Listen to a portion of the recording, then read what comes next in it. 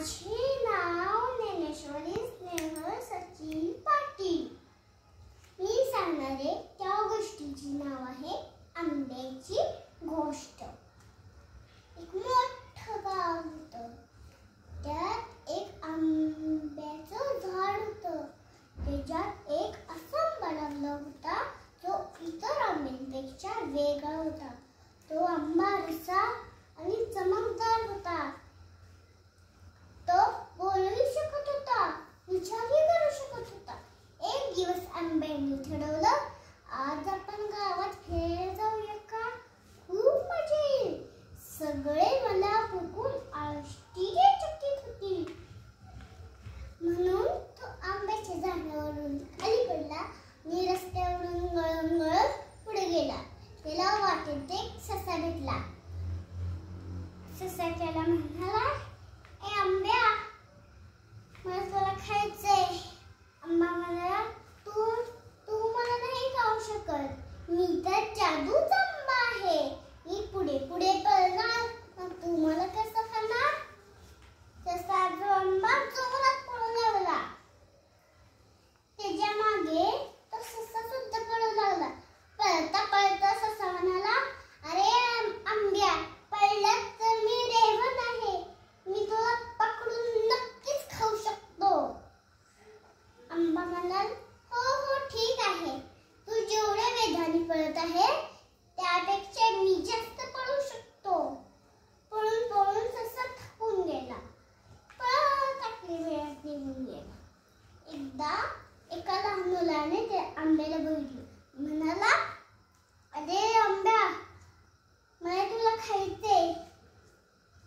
तू मला नाही खाऊ शकत. मी तर जादूचा आंबा आहे. मी पुढे पुढे पळणार, मग तू मला कसं खाणार?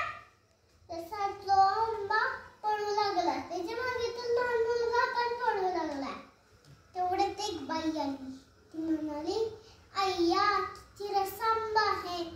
मला हा आंबा खाऊ असा वाटतोय.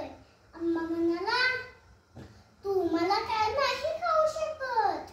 मी तर जादूचा आंबा आहे. मी पुढे पुढे पळणार, मग तू मला कसं खाणार? तेवढ्यात एक शिकारी आला. मला पण या आंब्याची चव घ्यायची. मग आंबा परत म्हणाला, तू मला नाही खाऊ शकत. मी तर जादूचा आंबा आहे. मी पुढे पुढे पळणार, मग तू मला कसं खाणार? तसा तो आंबा जोरात पळू लागला. त्याच्या मागे तो लहान मुलगा, ती बाई आणि तो शिकारी असे सगळे आंब्याच्या मागे पळू लागले. तसा तो आंबा थकून गेला आणि तो म्हणाला, मी या गवतात लपून बसतो, म्हणजे कोणी मला शोधू शकणार नाही. तसा तो आंबा